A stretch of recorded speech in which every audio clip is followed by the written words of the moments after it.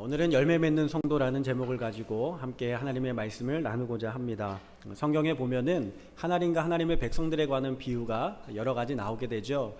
예를 들면 그 중에 대표적인 것이 목자와 양입니다. 하나님은 우리의 목자가 되시고 우리는 그분의 양떼가 되어서 주님을 따라 살아가는 것이죠.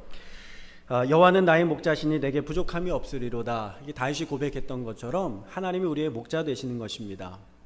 또 하나의 비유가 무엇이냐면 신랑과 신부의 비유죠. 하나님이 우리의 신랑 되시고 우리는 주님의 신부가 되는 것입니다. 이스라엘 백성들을 하나님께서 신부로 삼으시고 교회를 예수님께서 신부로 삼으신 것이죠. 또 하나는 무엇이냐면 바로 오늘 말씀에 나오는 포도나무와 가지의 비유입니다. 하나님 아버지는 우리의 농부가 되시고 그래서 포도원을 가꾸시고 예수님은 우리의 포도나무가 되시고 우리는 가지가 되어서 주님 앞에 붙어서 살아가는 삶을 이야기하는 것입니다. 우리가 어렸을 때부터 찬양 많이 불렀던, 어렸을 때부터 신앙생활 하셨던 분은 많이 부르셨을 거예요. 예수님은 나의 참 포도나무. 네, 예수님은 생명의 참 포도나무. 맞죠?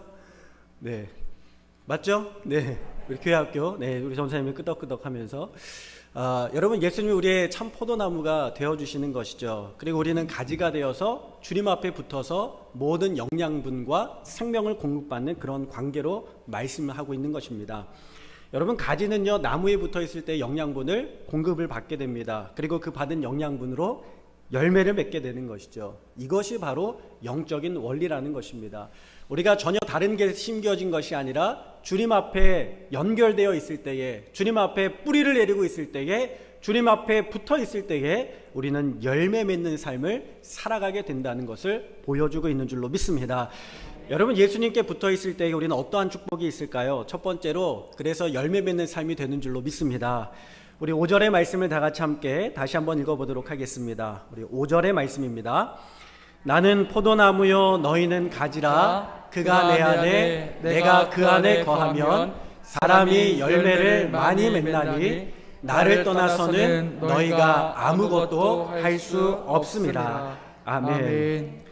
여러분, 사실 성경에 보면은요, 나무들이 참 많이 있습니다. 좋은 나무들이 많이 있어요. 올리브 같은 나무는요, 거기서 나오는 기름은 극상품입니다. 굉장히 고가의 기름이죠. 백향목이라는 나무는요, 향기가 오래 나고 단단해서 튼튼한 목재를 제공해 줍니다. 그것으로 건축을 하기도 하고 그것으로 가구를 만들기도 합니다. 그래서 솔로몬의 성전에는요, 이 백향목으로 벽을 두르고요, 기둥을 두르고 그리고 금으로 입히게 되죠. 아름답게 사용하였습니다. 여러분, 포도나무를 가만히 보면은요, 포도나무가 쓸모가 있습니까? 나무가 가늘고 휘어져 가지고 쓸 데가 없어요. 그걸로 가구를 만들 수도 없고 그걸로 건축자재로 쓸 수도 없습니다. 아마 다 무너져 버리고 말 거예요. 그리고 그걸로 심지어 막대기로도 쓸 수가 없을 정도로 쓸모없는 나무가 바로 포도나무입니다. 근데 여러분, 하나님께서는 무엇 때문에 이스라엘 백성들을, 그리고 우리를 포도나무에 비유를 하시면서 말씀하고 있을까요? 그것은 바로 열매 때문입니다. 여러분, 포도송이 하나에 70개에서 100개 정도의 열매가 열린다고 해요. 포도송이, 손바닥만한 포도송이 하나에 그 포도 알이요 70개에서 100개 정도 된답니다. 그리고 포도나무 하나에 한 50개 정도의 포도송이가 열린다고 합니다. 근데 여러분, 작년에 기네스북에 오른 포도나무가 있습니다. 제가 아마 작년에도 보여드렸던 것 같아요. 한번 사진으로 좀 보여주시면, 여러분, 이게 뭔지 아세요? 포도원이 아닙니다. 포도원 같죠? 포도원이 아니에요. 포도나무 한 그루입니다. 물론 저 뒤에 또 다른 나무들이 있지만 이게 포도나무 한 그루에서 맺혀진 열매들입니다. 여러분, 처음 보는 것처럼 이렇게 반응해 주셔서 너무 감사합니다. 여러분, 여기에 몇 개 정도 맺혀 있을 것 같으세요? 4,500개가 맺혀 있대요. 포도나무 하나에 포도송이가 4,500개가 있다는 것입니다. 그러니까 여러분, 여기에 그 포도 알갱이가 100개라고 치면은요, 몇 개의 포도 알갱이가 있어요? 45,000개의 포도 알갱이가 매달려 있는 것입니다.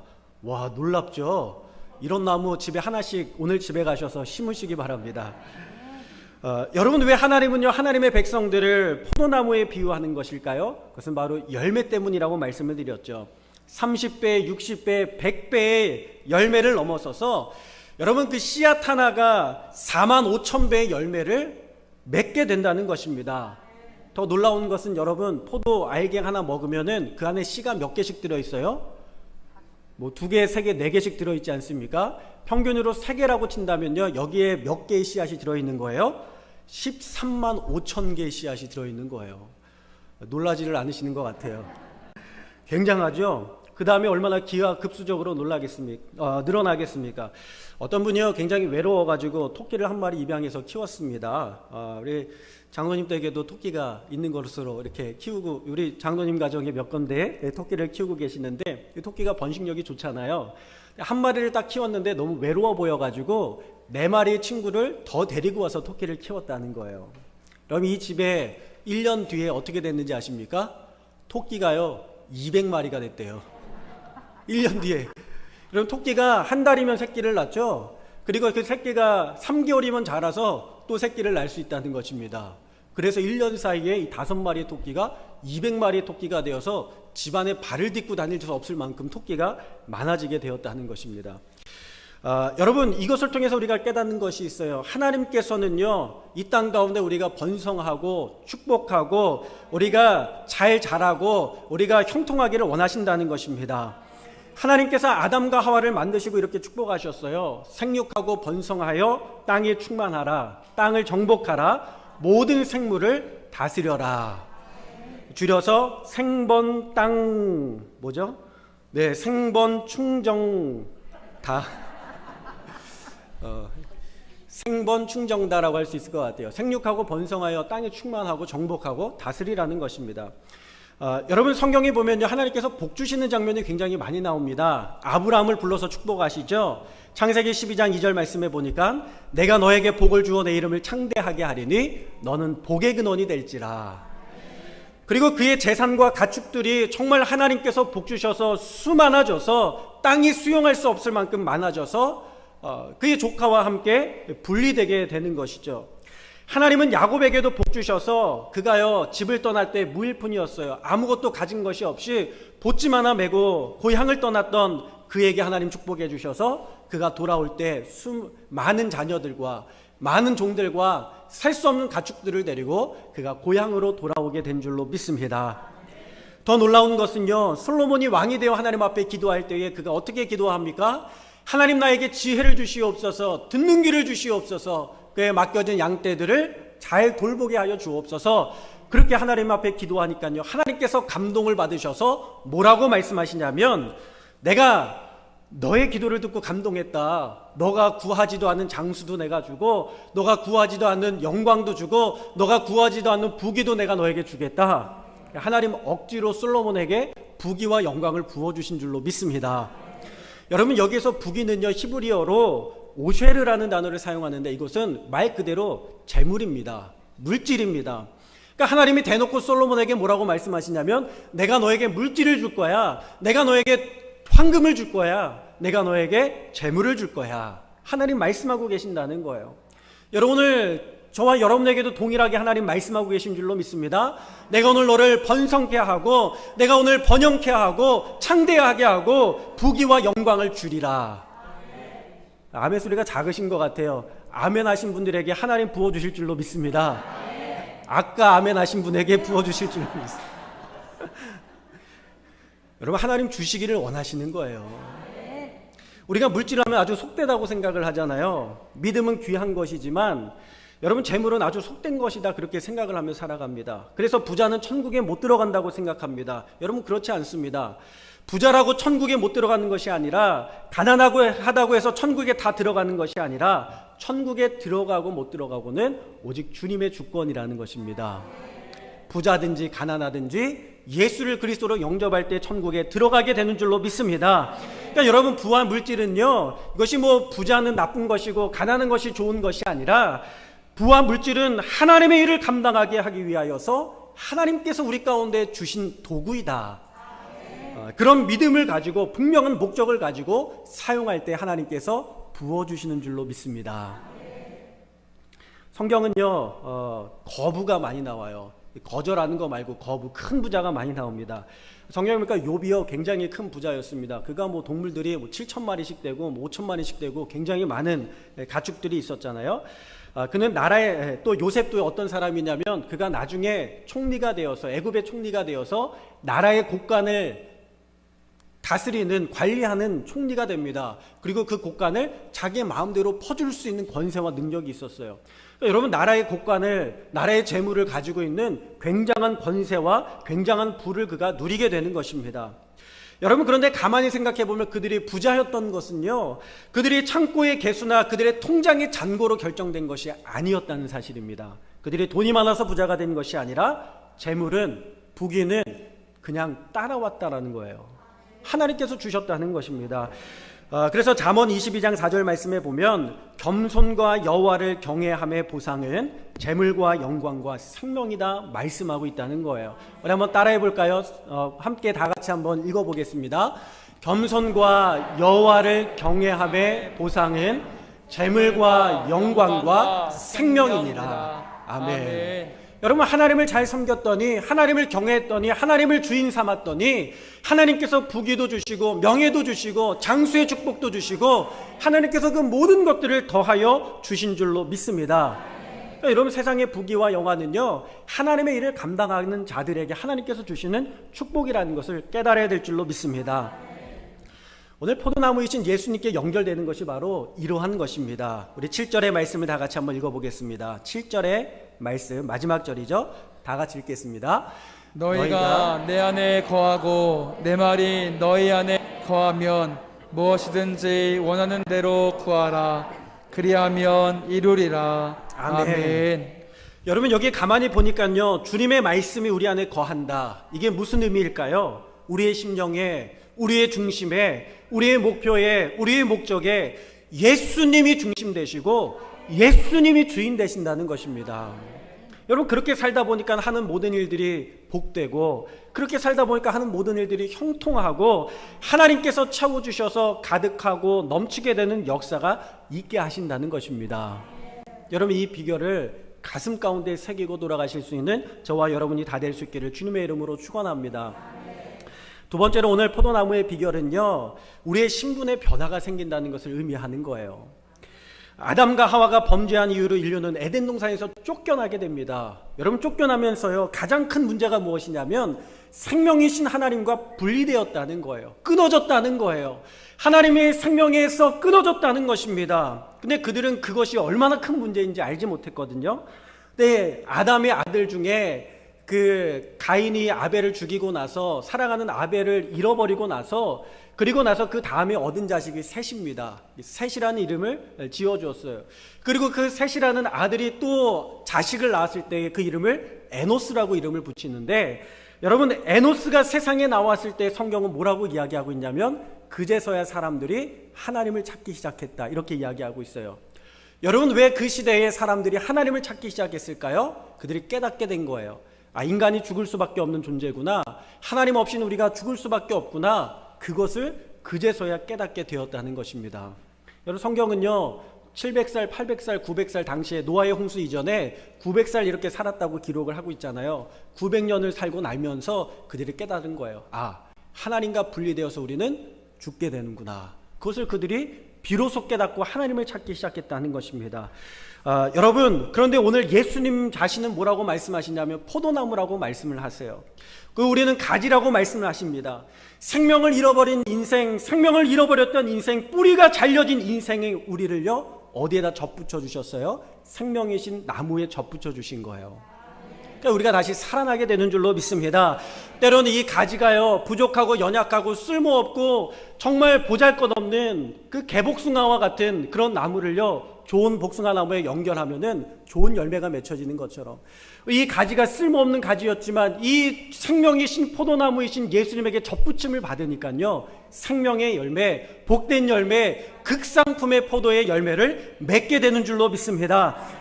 오늘 우리는 죄와 사망에 매인 죽을 수밖에 없는 존재에서 생명의 근원이신 예수님과 연결됨으로 말미암아 우리도 생명이 된 줄로 믿습니다. 근데 본질 자체가 바뀐 거예요. 이런 개미 중에요 점프 개미라는 개미가 있습니다. 인도에 있는 개미인데 점프를 굉장히 잘해서 점프 개미예요. 저 여왕 개미예요. 가운데 있는 건 여왕 개미고 옆에 있는 거는 조그만 거는 일개미입니다. 근데 여러분 이 개미는요 여왕 개미가 사망하면요 일개미 중에 한 마리를 선택해서 여왕개미로 뽑는다고 합니다. 그러니까 여왕개미로 태어나는 것이 아니라 한 마리를 선택해서 여왕개미로 뽑는데, 그렇게 되면 어떤 일이 벌어지게 되냐면 저 평범했었던 보잘것 없었던 일개미의 몸이요, 여왕개미처럼 4배, 5배 커지게 되고 알을 낳게 되고요, 수명도 일개미보다 10배 이상 길어지게 된다는 거예요. 변화가 일어나게 된다는 것입니다. 여러분, 신분이 변화가 되니까요, 이 개미의 몸 자체도, 생태 자체도, 태생 자체도, 본질 자체도 변화된 줄로 믿습니다. 우리가 예수님 안에 거한다는 것은 무엇이냐면 우리의 신분이 변화되는 것을 의미하는 거예요. 죄인된 신분으로 죄악된 생각에 갇혀 살던 우리의 신분이 하나님 나라, 하늘나라의 생명의 신분으로 변화되는 줄로 믿습니다. 그러니까 여러분, 땅의 것만 생각하다가 예수님께 접붙여짐으로 말미암아 우리는 온 만물의 창조주가 되시며 온 우주의 주관자가 되시는 하나님 아버지의 크신 생각, 더 높은 생각, 더 넓은 생각, 더 깊은 생각을 함께 하게 되는 놀라운 믿음의 사람으로 변화되는 줄로 믿습니다. 여러분, 그래서 우리가 예수님께 접붙임 받는다, 이것은 땅의 것을 생각하지 않고 위의 것을 생각하고 육의 것을 생각하지 않고 영의 것을 생각한다는 것을 의미하는 거예요. 그 성공하는 사람들의 습관이라든가 그런 책들을 보면요, 많은 사람들이 조언을 합니다. 혼자 하려고 하지 말고 스승을 찾아라, 멘토를 찾아라, 배울 사람을 찾아라.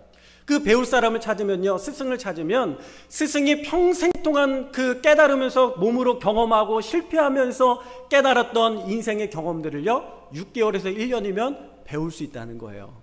짧게 배울 수 있다는 것입니다. 그리고 더 성장할 수 있다는 거예요.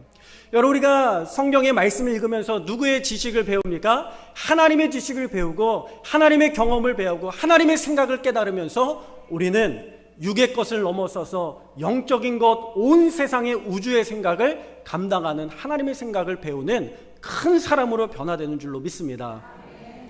선박왕 오나시스라는 사람이 있어요. 아리스텔레스 오나시스라는 사람인데, 하여튼 뭐 아리스텔레스, 소크라테스 좋은 이름 다 갖다 붙여서 자기 이름 앞에 붙인 것 같아요. 이 사람이 그리스 사람인데요, 터키에서 태어났습니다. 그러니까 아버지가 그리스 사람이었어요. 근데 그 당시에 터키가 독립하게 되면서 그의 아버지와 모든 재산이요, 그의 아버지가 가지고 있는 모든 재산이 다 몰수를 당하게 돼요. 그리고 그의 가족은 그의 본향인 그리스로 피신을 하게 됩니다. 다 재산을 잃어버린 그가 꿈을 꾸면서 어디를 바라보게 되냐면 당시에 굉장히 그 핫했던 나라 아르헨티나의 부에노스 아이레스로 가게 돼요. 프랑스의 파리보다 더 활발하게, 그만큼 굉장히 활발하게 문예부흥운동이 일어났었던 지역이었던 것이죠. 그곳에 가서 아버지가 했었던 해운업과 선박에 대한 꿈을 꾸게 되는데, 여러분, 돈 한 푼 가지고 간 것이 없으니 어떻게 해야 되겠습니까? 그 지역의 가장 화려한 도시에 가장 빈민촌으로 가서 거기에서 먹고 지내면서 가장 낮은 하층민들이 하는 일을 시작하게 됐는데, 부두에서 노동일을 하기 시작합니다. 밧줄을 정리하고 짐을 나르는 그런 노동일을 시작하게 돼요. 근데 그는요, 꿈이 있었어요. 근데 얼마나 고된 일입니까? 하루 종일 일하고 나와도 얼마 손에 쥘 수 있는 것이 없었어요. 근데 그가 꿈을 꾸면서 어떻게 했냐면 자신의 삶에 만족하지 않고요, 큰 꿈을 꾸었어요. 그래서 일주일이 딱 지나고 나면, 우리나라랑 좀 다르게 외국은 주급을 받잖아요. 일주일 일하고 돈을 받지 않습니까? 그 주급을 가지고 가장 좋은 깨끗한 신사 옷을 입고 어디로 가냐면 그 지역의 부자들이 다니는 가장 비싼 레스토랑에 가서 밥을 먹는 거예요. 이상하죠? 주변 사람들이 다 말렸습니다. 같이 일하는 사람들이요, 야, 너 미쳤어. 일주일 동안 그 고생을 해서 왜 거기 가서 다 돈을 쓰고 오는 거야? 이 사람을 미친 사람이라고 생각을 했어요. 왜냐하면 그곳에서의 밥 한 끼의 식사가 그가 일했던 일주일치의 돈과 맞먹었기 때문에 그렇습니다. 그런데요, 이 사람은 허세를 부리러 간 것이 아니었어요. 우리는 허세 부린다고 생각하잖아요. 그는 그곳에서 식사하면서 부자들, 성공한 사람들, 그리고 어떤 사회적인 지위가 있는 사람들을 관찰하고 또 관찰하고 관찰하는 거예요. 그냥 들어가면 쫓겨나니까 가장 좋은 음식을 시켜놓고 먹으면서 하루 종일 그곳에 있으면서 그 사람들의 모습을 관찰하는 거예요.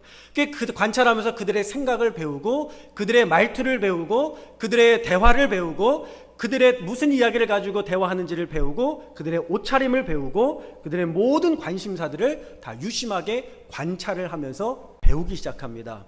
그래서 그는요, 성공한 사람들과 같이 생각하고 부자와 같이 말하고 성공한 사람들과 같이 생각하면서 자신을 변화시키고 있었다는 거예요.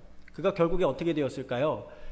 다른 사람들은 그 부두에서 노동하는 일을 죽을 때까지 감당했지만 이 사람은요, 얼마 되지 않아서 선박회사를 인수하면서 선박왕이 됩니다. 안 믿어지시나요? 너무 조용하셔가지고. 여러분, 성공한 사람같이 생각하면서 그가 변화되고 있었다는 거예요. 여러분, 우리가 예수님의 말씀을 듣고 예수님의 말씀을 따르고 예수님의 말씀에 순종할 때 우리는 어떠한 사람과 같이 됩니까? 예수님을 닮아가는 줄로 믿습니다. 하나님과 같이 생각하고 하나님의 생각을 하고 높은 생각을 하고 영적인 것들을 바라보는 믿음의 삶이 되는 줄로 믿습니다. 예수님의 제자들은요, 예수님을 만났을 때 주목받지 못한 인생이었어요. 그들은 물고기에 주목하는 인생이었습니다. 비린내 나는 물고기, 죽은 물고기, 그런 것들을 만지면서 거기에만 붙잡고 있었어요. 세상과는 동떨어져 살아던 사람들이었습니다. 그런데 그들이 예수님을 만나고 비범한 자들이 된 거예요. 예수님을 만나고 예수님과 같이 말하고 예수님과 같이 생각하고 예수님과 같은 꿈을 꾸기 시작했다는 것입니다. 그래서 그들이 지도자가 되고 능력 있는 사람들이 되고 사람들을 이끄는 큰 힘을 가진 예수님의 제자 사도들로 변화된 줄로 믿습니다. 얼마 전에 그 웨이처치, 그 송준기 목사님이라고 있어요. 이분이 웨이처치를 개척을 하고 웨이처치 네트워크의 대표를 하고 계시는 목사님인데 책도 많이 쓰셔가지고 요즘에 젊은 사람들에게 굉장히 인기가 많아요.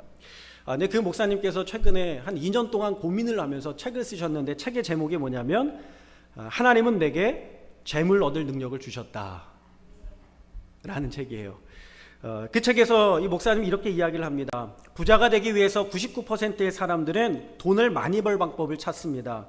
그러나 돈은 먼저 부자의 마인드를 가진 사람에게 주어지게 되는 것입니다. 부자로서의 정체성이 방법이나 돈보다 먼저 오는 것입니다. 재물은 뒤따라오는 결과일 뿐입니다. 하면서 하나님의 말씀대로 살아갈 때 하나님께서 필요한 모든 것들을 더하여 주신다는 것을 그 책에서 이야기를 하고 있어요.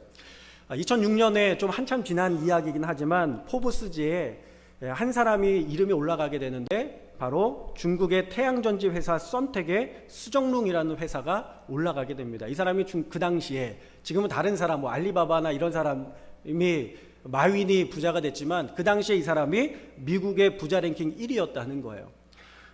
이 포브스지는 인터뷰를 했습니다. 중국 최고의 부자인 당신에게 있어서 부의 의미가 무엇입니까? 이렇게 물어보자 그가 뭐라고 대답하냐면 돈은 일하는 과정에서 저절로 생기는 부산물입니다. 근면과 성실의 보답입니다. 그렇게 대답을 했다는 거예요. 나는 돈을 위하여, 성공하기 위하여, 많은 돈을 벌기 위하여 살아왔습니다. 그렇게 대답할 줄 알았는데 그것이 아니라 내가 꿈을 향하여서 정말 나라와 민족을 위하여 열심히 일하며 섬기며 봉사했더니 이런 것들이 따라왔습니다. 여러분, 아브라함은요, 그가 하나님의 말씀을 따라 떠난 것은요, 고향을 떠난 것은 돈을 향해서 떠난 것이 아니었습니다. 하나님의 말씀을 따라, 하나님의 뜻을 따라 쫓아서 살다 보니 하나님께서 그의 그릇에 가득하게 양식을 채워주신 줄로 믿습니다. 여러분, 요셉도요, 큰 꿈을 꾼 사람이었습니다. 그가 부모님의 가정에 있을 때에 채석옷을 입으면서 얼마나 부자처럼 살았습니까? 근데 그는요, 그때 그 꿈이 무엇을 의미하는지 몰랐어요. 그가 애굽의 노예 생활 가운데서도 하나님을 경외하며 그럼에도 살고 그렇게 살았더니 하나님께서 그의 인생을 높여주시잖아요. 나중에 다 깨달은 거예요. 왜 하나님께서 나에게 이런 복을 주셨나? 이런 부를 주셨나? 자신의 민족을 가뭄과 환난 가운데 건지라고 하시는 하나님의 큰 계획과 뜻 가운데에 그가 쓰임받았던 것을 깨닫게 된 줄로 믿습니다. 여러분, 다니엘과 세 친구도 마찬가지죠. 그들이 바벨론의 포로로 잡혀가잖아요. 그러나 그곳에서 하나님을 경배합니다. 하나님을 경외합니다. 물론 그들을 시기하고 질투하며 무너뜨리려는 세력들이 있었어요. 때로는 풀무불에 들어가기도 하고 때로는 사자굴에 들어가기도 하면서 죽을 뻔한 위기를 겪기도 합니다. 그러나 끝까지 그들은 하나님을 경외하는 사람들이었습니다. 그리 아니하실지라도 주님께서 나와 함께 하실 것입니다. 여러분, 그리하여 하나님께서 그들과 함께 하시고 그들이 하나님과 함께 할 때에 그들을 사자의 입에서 건져주시고 풀무불에서 건져주시면서 그를 그 낯선 이방 땅 나라에서 가장 높임받는 자로, 가장 영광받는 자로, 가장 칭찬받는 자로 하나님께서 세워주신 줄로 믿습니다. 가만히 보니까요, 돈 벌겠다고 해서 되는 것이 아닌 것 같아요. 하나님을 위하여, 하나님의 뜻을 위하여 살았더니 하나님께서 열매 맺게 해주셨다는 것입니다. 마태복음 6장 33절 말씀에 보면 이렇게 이야기하죠. 너는 먼저 그의 나라와 그의 일을 구하라. 그리하면 이 모든 것을 너희에게 더하시리라. 사랑하는 여러분, 주님을 위하여 살 수 있는 저와 여러분 다 될 수 있기를 주님의 이름으로 축원합니다. 마지막으로요, 우리 안에는 예수님의 DNA가 있다는 거예요. 예수님의 DNA가 있어요. 여러분, 저희 아이들 돌아다니면 네 집 자식인지 다 아시겠죠? 놀라운 것은요, 마스크를 씌워놨는데도 얼마나 유전자가 강한지 눈만 보면 다 아시는 것 같아. 왜? 우리 교회에서 눈이 제일 작은 애들이 우리 애들이니까. 여러분, 모든 것이 다 어디에 들어있냐면 DNA 안에 다 들어있습니다. 키가 큰 종자인지 작은 종자인지 매운 종자인지 안 매운 종자인지 색이 빨간색인지 초록색인지 DNA에 다 들어있는 거예요. 우리가 예수님께 접붙임될 때에 예수님의 DNA가 우리 가운데 흘러오게 된 줄로 믿습니다. 그 대표적인 것이 무엇입니까? 우리가 믿을 때 성령을 받는 거예요. 성령의 충만함을 받는 거예요. 세상은요, 최소량의 법칙에 지배를 받습니다. 최소량의 법칙이 무엇이냐? 식물학자인 리비히가요, 최소량의 법칙 또는 최소치의 법칙이라는 것을 발표했습니다. 식물이 성장할 때에 여러 가지 영양분이 있잖아요. 그런데 그 중에서 가장 작게 들어가는 영양분만큼만 자란다는 거예요. 가장 적게 들어가는 영양분만큼만 자란다는 거예요. 아무리 많이 있어도, 하나가 많이 있어도 소용이 없고 가장 적게 있는 것만큼만 자란다는 거예요. 그래서 물을 채우면 어떻게 됩니까? 적게 있는 대로 다 빠져나오게 된다라는 것이죠. 여러분, 예를 들면요, 예전에 저희 동네에는요, 마을에 우물이 있었습니다. 그곳에 두레박이 있었는데 여러 나무를 이렇게 엮어가지고 만들게 되는 것이죠. 근데 그 두레박 중에 한 부분이 낮으면 어떻게 되겠습니까? 물을 풀 때에 그 낮은 부분으로 물이 다 쏟아져 나오게 되는 거예요. 마찬가지라는 것입니다. 다른 부분이 아무리 높아도 물이 다 낮은 부분으로 흘러나오게 되는 것이죠. 여러분, 우리가 아무리 능력이 뛰어난다 할지라도요, 우리에게 부족한 부분이 있다면 그곳으로 다 세워버리고 마는 것입니다. 우리가 아무리 건강하려고 애를 써도 그래서 운동을 하고 매일같이 뛰고 달리기를 하고 그래도 다른 데 부족하면요, 그 건강이 무너지게 되는 것처럼 무너질 수밖에 없다라는 것입니다. 그런데 놀라운 것은 우리가 예수님 안에 있을 때 그 모든 것들을 주님의 DNA로 채워주시는 줄로 믿습니다. 넘치게 하시고 충만하게 하시는 줄로 믿습니다. 아브라함은 사실 복받을 만한 자격이 없는 사람이었습니다. 그릇도 안 되었습니다. 그의 아버지는요, 우상을 만드는 사람이었어요. 그리고 아브라함은요, 자신의 아내를 2번이나 누이라고 속여서 자신의 안위를 챙기려고 했었던 연약한 사람이었습니다. 하나님의 말씀을 믿지 못하고 자신의 몸종 하글을 통하여서 하나님의 말씀을 자신의 뜻대로 해석해서 이루려고 했었던 그런 사람이 바로 아브라함이었습니다. 야곱도 마찬가지예요. 그는 둘째로 태어났습니다. 장자가 아니었어요. 더군다나 그도 남을 속이는 자였습니다. 여러분, 베드로도 마찬가지죠. 그도 혈기가 왕성했고 사람들이 볼 때 그는 배우지 못한 사람들이었습니다. 더군다나 그는 어떤 사람입니까? 예수님을 3번이나 부인했던 사람이에요. 너 부인할 거야? 예수님, 저는 절대로 그럴 일 없습니다. 아니야, 너 부인할 거야. 다 굴기 전에 3번 을 거야. 주님, 제가 예수님을 부인하면 제가 손에 장을 지르겠습니다. 그렇게 장담했던 사람이 베드로인데요, 자기가 예수님을 부인한 것을 다 부인하고 나서야 깨닫게 되었어요. 그가 실망해서 어디로 갑니까? 물고기 잡으러 다시 돌아가잖아요. 옛날 어부 생활로 다시 돌아가잖아요. 낙심하고 절망하지 않습니까? 여러분요, 그러나 그들이 하나님의 감동을 받아서 주님과 동행할 때 어떤 사람이 됩니까? 그들은 세상이 감당하지 못하는 놀라운 사람으로 변화되는 줄로 믿습니다. 예수님의 DNA가 들어가니까 그들의 인생이 바뀌고 체질이 바뀌는 거예요. 우리는 능력에 집중하잖아요. 사람을 바라볼 때 저 사람의 능력은 얼마나 될까? 그죠? 저 사람의 능력이 얼마나 되나 집중하지 않습니까? 조선일보의 편집장을 하던 이지훈 작가가 혼창통이라는 책을 한참 전에 썼는데, 그 책에 보면은요, 나가모리라는 사람의 이야기가 나와요. 그는 창고에서 전기 모터 회사를 설립했던 아주 작은 회사의 사장이었거든요. 근데 나중에 그 회사가 자라나서 140개의 계열사를 가지고 13만 명의 종업원을 가지고 연 매출 7조 원, 굉장히 오래전이니까 지금 더 많이 하겠죠. 당시에 7조가 넘는 그런 매출을 넘기는 회사로 일으켜 세운 사람입니다. 근데 여러분, 그 회사를 감당하면서 사람에 대한 욕심이 얼마나 많았겠어요. 좋은 대학 나오고 능력을 가지고 스펙 좋은 사람 뽑으려는 마음이 얼마나 많았겠습니까? 근데 그가 사람을 만나보니까요, 이렇게 이야기를 하는 거예요. 능력의 개인차는 아무리 커도 5배를 넘지 않습니다. 그러나 의식의 차이는 100배의 격차를 낳습니다. 사람을 만나보니까요, 어느 대학 나왔느냐, 어디에서 공부했느냐, 이런 것이 큰 능력의 차이를 낳는 것이 아니라 그 사람이 가지고 있는 정신, 그 사람이 가지고 있는 혼, 그 사람이 가지고 있는 생각, 그것이 큰 결과를 낳게 되더라는 것입니다. 여러분, 예수님의 제자들이요, 예수님 십자가에서 죽으시고 나서 패배자가 되었거든요. 근데 부활하신 주님을 만나고 나서 그들은 세상의 사망과 세상의 모든 정권과 세상의 모든 권세자들과 맞짱 뜰 수 있는 담대하고 분명한 예수님의 제자로 변화된 줄로 믿습니다. 부활하신 주님을 만나니까 다 달라 보이는 거예요. 부활하신 주님이 승천하시고 나서 그들의 심령 가운데 성령님께서 임재하시고 성령님께서 권능을 부어주시니까 더 이상 사람들의 핍박이나 사람들의 위험은요, 더 이상 그들에게 위협의 대상이 되지 않았습니다. 죽음과 질병과 귀신도 그들의 위협이 되지 않았습니다. 성령의 능력과 권능으로 완전히 새 사람이 된 줄로 믿습니다. 사랑하는 우리 오각교회 성도 여러분, 오늘 주님의 말씀으로 이 성령의 충만함을 덧입어야 될 줄로 믿습니다. 여러분의 환경과 여러분의 상황을 예수님과 연결된 주님의 능력으로 말미암아 돌파해 나갈 수 있는 우리 오각교회 성도님들이 다 될 수 있기를 주님의 이름으로 축원합니다.